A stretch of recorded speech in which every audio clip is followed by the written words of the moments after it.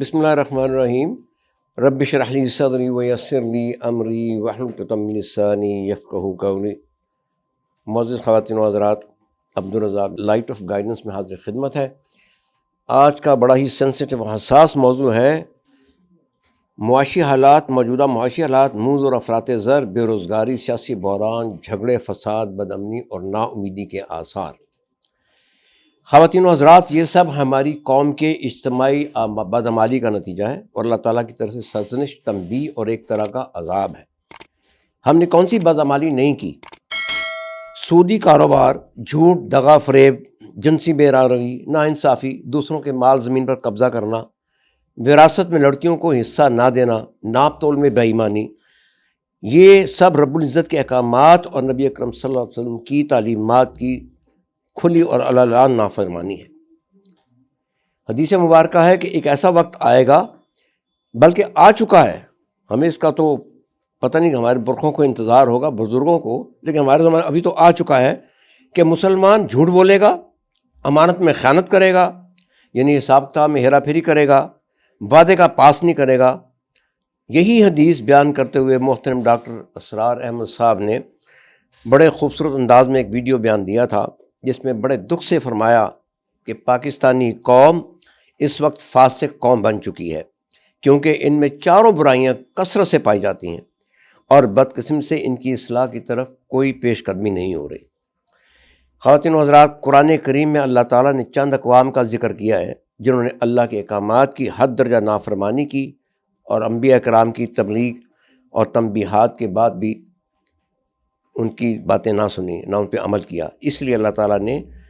ان پہ عذاب نازل کیا اور انہیں صفحہ ہستی سے مٹا دیا۔ ان میں قوم نوح، قوم عاد، قوم سمود اور قوم لوط قابل ذکر ہیں۔ اسی طرح قوم شعیب نے بھی اپنے نبی کی تبلیغ اور تنبیہ پر عمل نہ کیا اور ناپ تول کے نظام کو ہیرا پھیری میں بدل دیا، اس طرح دولت بنانی شروع کر دی۔ یہ لوگ مال و دولت کو اپنی عقل کی وجہ سمجھتے تھے اور اس کے بعد متکبر بھی بہت تھے۔ اللہ تعالیٰ نے اس سرکشی کی پاداش میں زمین سے زلزلہ اور آسمان سے آگ کی بارش سے اس قوم کو تباہ و برباد کر دیا، جبکہ یہ اپنے گھروں میں پڑے سو رہے تھے یا آرام کر رہے تھے۔ اسی طرح بنی اسرائیل، حضرت موسیٰ نے بنی اسرائیل کی سرپرستی کی، ان کو فرعون کی غلامی سے نجات دلائی، ان کی سرپرستی کی، ہر طرح سے ان میں تبلیغ کی، اور اللہ تعالیٰ نے بھی اپنی رحمت اور فضل کے سارے جتنی بھی چیزیں تھیں ان پہ نچھاور کر دیں، اور بنی اسرائیل کو اللہ تعالیٰ فرماتے ہیں کہ میں نے آپ کو کل عالمین پہ فضیلت دی ہے، یہاں تک کہ ان کو کھانے پکانے کی فکر نہیں ہوتی تھی، من سلوا آسمان سے آتا تھا، دھوپ کے سائے کے لیے بادل ہوتا تھا، اور ان سب رحمتوں کے باوجود بنی اسرائیل نے اللہ تعالیٰ کے احکامات کی نافرمانی کی اور حضرت موسیٰ کی ہر جگہ مختلف طریقوں سے نافرمانی کی اور ان کو تنگ کرتے رہے۔ اللہ تعالیٰ کو دیکھنے کی فرمائش کر رہے تھے۔ پھر جب حضرت موسیٰ علیہ السلام کوہ طور پر اللہ تعالیٰ کے حکم کے مطابق پہنچے تو یہ سب لوگ پیچھے سے بچڑے کی پوجا میں مصروف ہو گئے، کیونکہ وہاں پہ ایک جو بھی ان کا تھا ایک شیطان، اس کو سامری شاید کہتے ہیں، یا قارون بھی اس میں شامل تھا، اس نے ایک جو سونا لے کے جا رہے تھے اس کو ایک شیپ دے کے ایک بچڑا بنایا جس میں کچھ آواز بھی نکلتی تھی، اور اس کی انہوں نے پوجا شروع کر دی۔ یہاں تک کہ جب کوئی دشمن سامنے آتا تو حضرت موسیٰ علیہ السلام سے جنگ کا فیصلہ کرتے تو یہ انکار کر دیتے۔ پھر اس کے بعد انہوں نے اللہ تعالیٰ کے یوم سبت کو مچھلی کا شکار نہ کرنے کی ممانت تھی، اس کو بھی داغدار کیا، تعویلوں سے مچھلی کا شکار کرنا شروع کر دیا۔ ان سب اعمال کے نتیجے میں اللہ تعالیٰ نے بنی اسرائیل پر ذلت، مسکنت اور غضب الہی کا عذاب نازل کیا اور ان پر دوسری اقوام کو مسلط کر دیا۔ ان کی عبادت گاہ ہیکل سلیمانی کو بھی گرا دیا گیا۔ یہ ان کا حال تھا، اور جب تک مسلمانوں کی حکومت نہیں آئی ان کے حالات کبھی بھی اچھے نہیں ہو سکے۔ اب آتے ہیں اپنے مسلمانوں کی طرف۔ امت مسلمہ نبی اکرم کی دعا کی برکت سے اللہ کا وعدہ ہے کہ وہ آپ کی امت پر مجموعی طور پر پہلی امتوں کی طرح عذاب سے دوچار نہیں کریں گے۔ پر اس کا مطلب یہ نہیں کہ یہ امت اس دعا اور وعدے کی بدولت ہر قسم کے عذاب، سزا، سزنش اور تنبیہ سے محفوظ ہو گئی ہے، جبکہ مختلف احادیث مبارکہ میں امت پر آنے والی مصیبتوں، آزمائشوں اور تنبیہات کا ذکر موجود ہے، جن میں صرف ایک کا تذکرہ موجودہ حالات کی عکاسی کرتا ہے۔ ترمذی شریف میں حضرت ابو ہریرہ کے حوالے سے منقول ہے کہ نبی اکرم صلی اللہ علیہ وسلم نے فرمایا کہ وہ ایک وقت آنے والا ہے کہ جب مسلمان جو ہے غنیمت کے مال کو ہاتھوں ہاتھ لوٹایا جائے گا۔ اب اس سے کچھ جنگیں تو نہیں ہو رہی، بلکہ حکومتی مال کو غنیمت کا مال سمجھیے، ہمارے افسران بالا، حکومتی کارکن جو ہیں وہ گلچھرے اڑا رہے ہیں اس کے اوپر۔ دوسرا، امانت کے مال کو مال غنیمت سمجھا جائے گا۔ اگر کوئی امانت آپ کے پاس رکھتا ہے اس کو یہ ہڑپ کر جائیں گے۔ مثلا آپ کو زکوٰۃ کا مال ہوتا ہے یا کوئی اور چیز جمع کرتے ہیں غریبوں کی مدد کے لیے، جیسے 2005 میں شاید زلزلہ آیا تھا تو اس میں کافی لوٹ مار بھی ہوئی تھی اور لوگوں نے کافی پیسے بھی بنائے تھے اس کے اندر، غریبوں کی توسط سے اور علاج معالجہ کرنے کی توسط سے۔ زکوٰۃ کو ایک تاوان سمجھیں گے، یعنی ابھی بھی کچھ لوگ ہمارے موجود ہیں جو زکوٰۃ کو ایک تاوان سمجھتے ہیں۔ وہ سمجھتے ہیں یہ حکومتی ٹیکس اور زکوٰۃ میں کوئی فرق نہیں ہے، جو ٹیکس ہم دیتے ہیں اس کو ہم اپنی زکوٰۃ سے منع کر لیں گے، اور یہ بالکل غلط ہے، کیونکہ شرعی زکوٰۃ جو دوسری چیز ہے اور ٹیکسز جو ہیں وہ سارے کے سارے ایک ظالمانہ نظام اور ایک جنجال بنا کے ہمارے اوپر مسلط کیا گیا ہے۔ تیسرا، چوتھا یہ ہے کہ دین کے مقصد سے ہٹ کر تعلیم حاصل کی جائے گی، یعنی مہنگے اسکولوں میں، انگلش میڈیم اسکولوں میں اور بیرونی ممالک میں پڑھائی کی جائے گی، اور دین کی کوئی قدر و قیمت نہیں باقی رہ جائے گی۔ اس کے بعد ایک شخص بیوی کی اطاعت اور ماں کی نافرمانی کرے گا۔ اپنے ارد گرد نظر دوڑائیے کہ آپ کے رشتے عزیزوں میں، دوستوں میں اس طرح کے کتنے لوگ پائے جاتے ہیں جن میں یہ خصلت موجود ہے۔ دوست کو قریب اور باپ کو دور کرے گا، یعنی والد صاحب جب بوڑھے ہو جائیں گے تو ان سے تو کوئی لفٹ نہیں کرائیں گے، لیکن دوستوں میں مگن رہیں گے، اپنے مطلب ہے جو بھی مستیاں کرتے ہیں، جوا کھیلتے ہیں، عورتوں میں جاتے ہیں، شرابیں پیتے ہیں وغیرہ وغیرہ۔ مسجدوں میں شور و غل بلند ہوگا۔ یہ میں سمجھ نہیں پایا کہ مسجد میں کیسے شور و غل بلند ہوگا۔ آپ کسی مسجد میں چلے جائیں، ہر قسم کی وہاں پہ گھنٹی، ہر قسم کا موبائل چل رہا ہوگا، کوئی پوچھنے والا نہیں، کوئی اس پہ کوئی قدغن لگانے والا نہیں۔ اور ہمارے جو DHA میں جو ہے وہ تو وہاں فقہ عسکریہ نافذ ہے، وہ تو امام مسجد جو ہے نا، جو خطیب ہے، وہ بیچارہ بھی کوئی گھنٹیاں پوری نماز میں بجتی رہیں، اس کی ہمت نہیں پڑتی وہ بعد میں کہے کہ بھائی فون کو بند رکھا کریں، کیونکہ کوئی پتہ نہیں کوئی بندہ وہاں کا کرنیل، میجر یا کوئی بریگیڈیئر نکل آئے۔ قبیلے یا ملک کا سربراہ جو ہے وہ ایک فاسق شخص ہوگا۔ یہ کتنی زبردست مطلب ہے پیشن گوئی ہے نبی صلی اللہ علیہ وسلم کی، کہ ملک کا جو سربراہ ہے، جو مطلب بے نمازی ہوگا، اس کو روزے نماز کا کوئی فکر ہی نہیں ہوگا۔ قوم کا لیڈر سب سے رذیل آدمی ہوگا، یعنی جس کو آپ لوگ سمجھتے ہیں کہ بہت ہی اس میں کوئی ایسی صفات نہیں ہے، ہر طرح کی مطلب برائیاں موجود ہیں، وہ آپ کا لیڈر ہوگا۔ کسی شخص کی عزت ہم لوگ اس طرح کریں گے تاکہ اس سے شر سے بچ سکے۔ پھر ناچنے والی عورتیں، گانے کے آلات عام ہو جائیں گے۔ آپ نے دیکھا ہوگا اکثر ہماری محفلوں میں جو مہندی کے رسوم ہیں یا باقی فنکشن چلتے ہیں، اس میں یہ بہت ہی عام ہو گیا۔ اب تو میرے خیال میں کوئی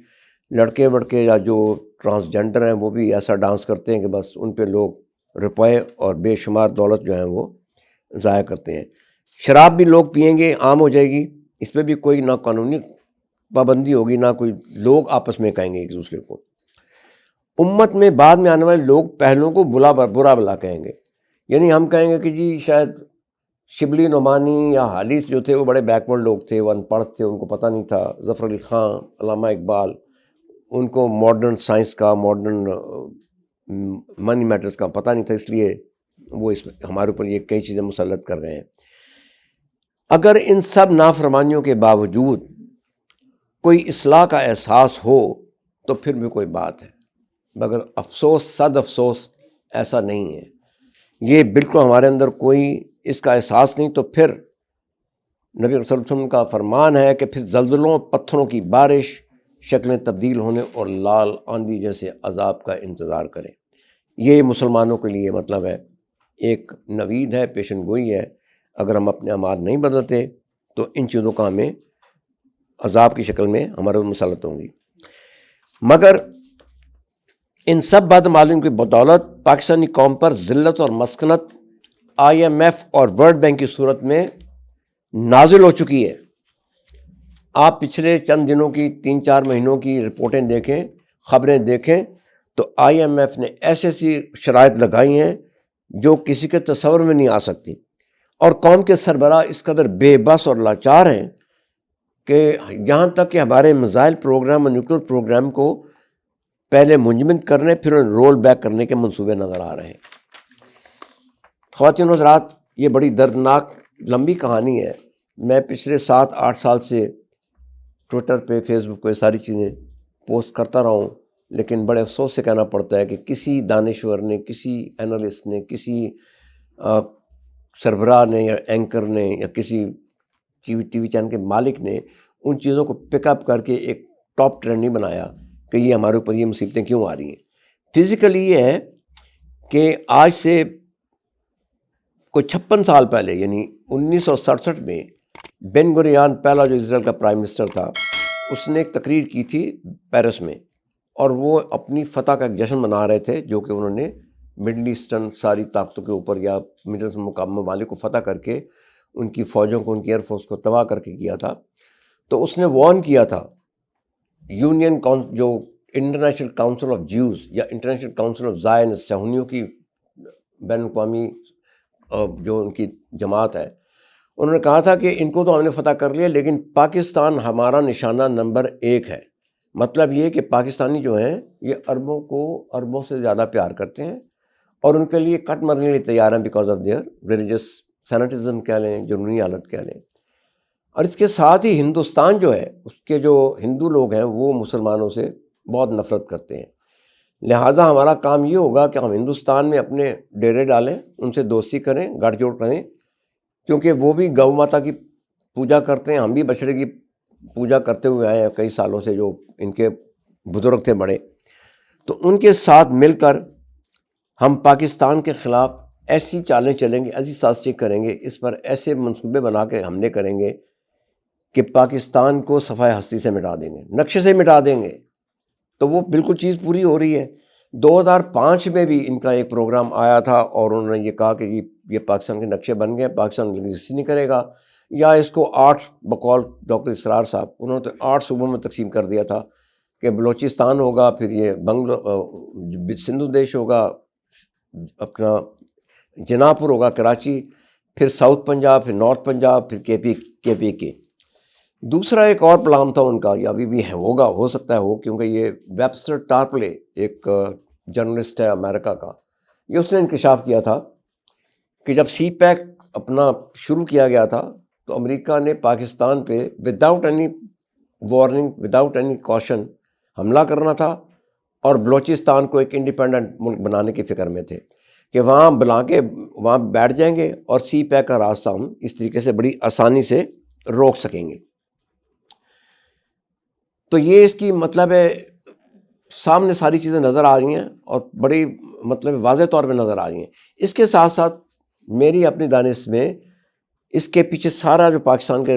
خلاف سازشیں ہو رہی ہیں، اس میں منی، مائنڈ اور میڈیا ہے. مائنڈ جو ہے وہ اسرائیل، جیوز اور ان کے جو تھنکر ہیں یا ویسٹرن جو بھی تھنکر ہیں وہ استعمال کر رہے ہیں، اور اس میں ظاہر ہے امریکہ، یورپ تو شامل ویسے ہی ہو گئے ہیں، کیونکہ بقول اقبال کے مطلب ہے کہ فرنگ کی جو جان ہے نا وہ پنجہ یہود میں ہے، اس کا جو گلا پکڑا ہوا ہے وہ یہودیوں نے پکڑا ہوا ہے پیسے کی طور پہ اور ہر چیزوں کی قابو کرنے کی وجہ سے. تو وہ انہوں نے اس مقصد میں کافی حد تک وہ کامیاب ہو گئے ہیں. پلس انہوں نے کچھ اپنے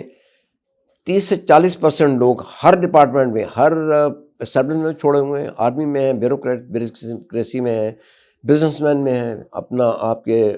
پولیٹیشین میں ہیں، اسٹوڈنٹس میں ہیں، ایون ان فارمرز، کہ وہ اپنا وہاں پہ اگر ان فرٹیلائزر کو پاپولر کرنا ہے تو وہ ان کی طرف وجہ سے وہاں پہ چھا جاتے ہیں. خواتین و حضرات، بڑے افسوس ساتھ کہنا پڑتا ہے کہ موجودہ حالات کو کوئی آئنسٹائن یا کوئی اسی ٹائپ کا بندہ ٹھیک نہیں کر سکتا. یہ اسحاق ڈار یا مفتاح اسماعیل کے بس کا روگ ہی نہیں ہے، اس کو کوئی انسان ٹھیک نہیں کر سکتا. بڑے بڑے اپنے اقتصادی ماہرین آتے ہیں، کچھ اشارے بتاتے ہیں، کاروباری بتاتے ہیں، بزنس کے بتاتے ہیں کہ ہم اس طرح کریں گے، اس طرح کریں گے، اس سے کوئی کسی چیز کا حل نہیں ہونا۔